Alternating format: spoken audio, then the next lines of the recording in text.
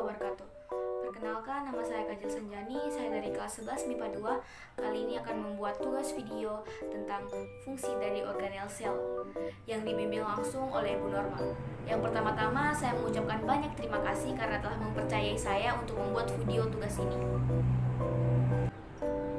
Nah, kali ini saya akan membahas tentang fungsi dari organel sel.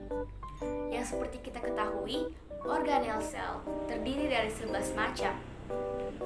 Dan kali ini saya menjelaskan 5 macam dari organel sel tersebut. Yang pertama adalah membran sel.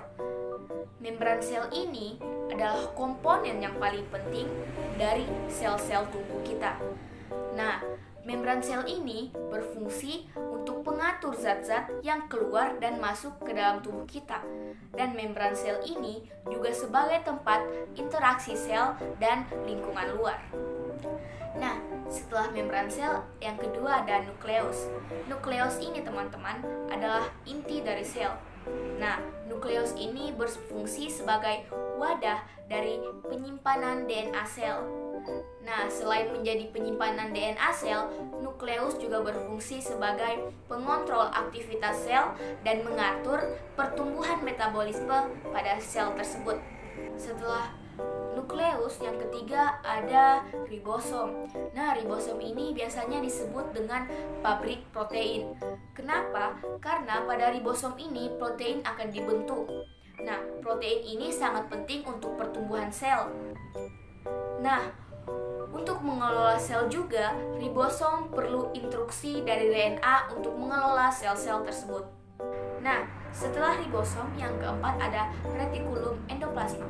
Retikulum endoplasma dibagi menjadi dua. Yang pertama retikulum endoplasma kasar dan retikulum endoplasma halus.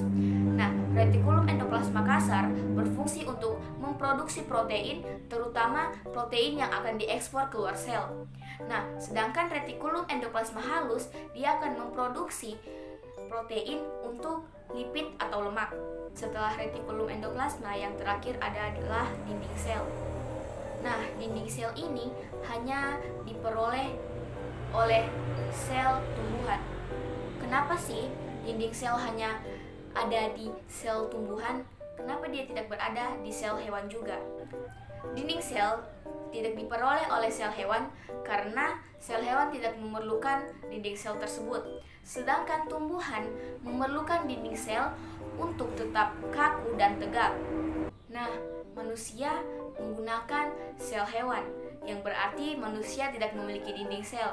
Nah, maka dari itu, karena manusia tidak mempunyai dinding sel, jadi saat manusia sudah beranjak di usia lansia, kulit manusia menjadi keriput.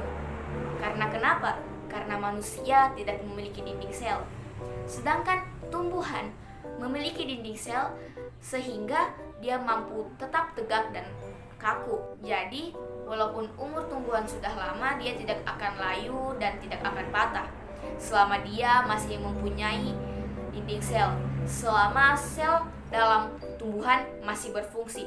Tapi ketika sel dalam tumbuhan sudah tidak berfungsi, maka tumbuhan tersebut akan layu dan mati. Nah, sepertinya itu saja yang dapat saya sampaikan. Untuk guru pembimbing, pohon mangga, pohon kaktus, berikan saya nilai 100.